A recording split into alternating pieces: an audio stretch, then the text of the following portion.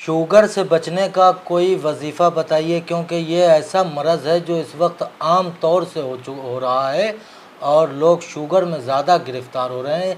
इससे बचने का कोई कुरानी वजीफ़ा बताएं।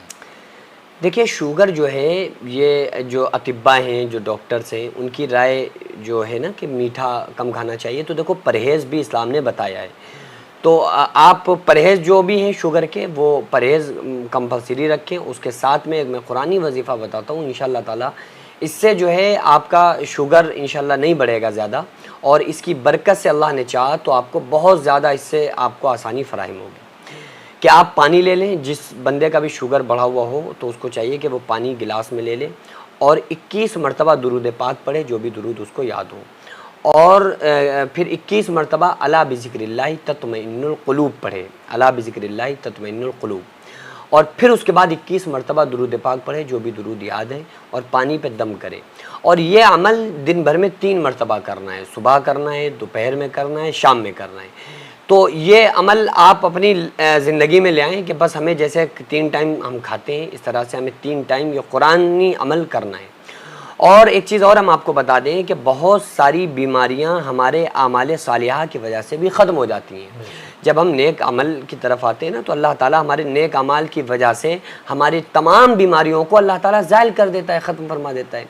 तो कुरान सिर्फ वज़ाइफ की किताब नहीं है कि हमने समझ लिया कि बस कुरानी वजीफ़ा कोई हमने ले लिया और बस वो वजीफ़ा ही पढ़ पढ़ के फूंकते रहें, नहीं। बल्कि ठीक है, आप बरकतन उसको फूंकते भी रहें, पढ़ते भी रहें, उससे शिफा मिलेगी आपको, लेकिन उसके साथ में कुरान को अपनी ज़िंदगी में लेकर के आएँ। जब हम कुरान के मुताबिक ज़िंदगी गुजारने लगेंगे ना, तो शुगर हो, ब्लड प्रेशर हो, कैंसर हो, कोई छोटी से छोटी बीमारी से बड़ी बीमारी तक हो, ये देने वाला कौन है? किसकी तरफ से आती हैं? अल्लाह की तरफ से आती हैं। वयमसस्कल्लाहु बिदुर्रिन फला काशिफा लहू इल्ला हू, और वयमसस्का बिखैरिन फहुवा अला कुल्लि शैइन कदीर। पूरी दुनिया फ़ायदा पहुँचाना चाहे नहीं पहुँचा सकती, पूरी दुनिया नुकसान पहुँचाना चाहे नहीं पहुँचा सकती, सिवाय उतना जितना अल्लाह ने मुकद्दर में लिखा है। और वइदा मरिज़तु फहुवा यशफ़ीन, जब बीमार पाओ तो मैं ही शिफा देता हूँ। तो जब हम सब का अक़ीदा ये है कि अल्लाह शिफा देता है, तो फिर हम उन तमाम चीज़ों पर अमल करते हुए, जो डॉक्टर्स कह रहे हैं, अतिब्बा कह रहे हैं, वो परहेज़ भी रखते हुए, दवा के साथ साथ फिर अल्लाह की ज़ात पर यकीन करके हम अल्लाह तबारक व तआला ने जो पाबंदियाँ हम पर आयद की हैं, हम उन पाबंदियों में मुक़य्यद रहें।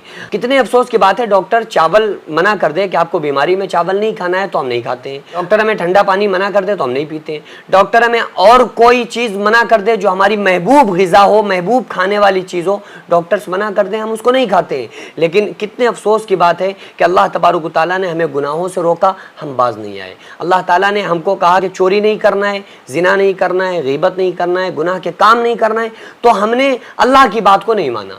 हमने बीमारी के बढ़ जाने की वजह से, और बीमारी ना हम में फैल जाए, इस वजह से हमने एक डॉक्टर की बात पर यकीन कर लिया और डॉक्टर की बात को मानकर अपनी महबूब ग़िज़ा को छोड़ दिया। लेकिन कितनी बदकिस्मती की हमारी बात यह है कि हमने अहकमुल हाकिमीन की लगाई हुई पाबंदियों में से एक पाबंदी पर को भी नहीं माना, और हमने उस पर गौर व फिक्र नहीं किया कि अल्लाह ताला ने हमें किन चीज़ों को करने का हुक्म दिया है, किन चीज़ों से बचने का हुक्म दिया है। तो जिस तरह से अगर हमने डॉक्टर की बात को ना माना और हम बड़ी बीमारी में गिरफ्तार हो गए, तो जैसे हमें दुनिया में उस बड़ी बीमारी का सामना करना पड़ सकता है, इसी तरह से अल्लाह ताला ने जिन पाबंदियों को आयद किया है, अगर हमने उन पाबंदियों पर अमल न किया और हम पाबंद न रहे, तो क़यामत के दिन की जो सज़ाएँ हैं, कब्र की जो सज़ाएँ हैं, उनसे भी फिर हम नहीं बच सकते।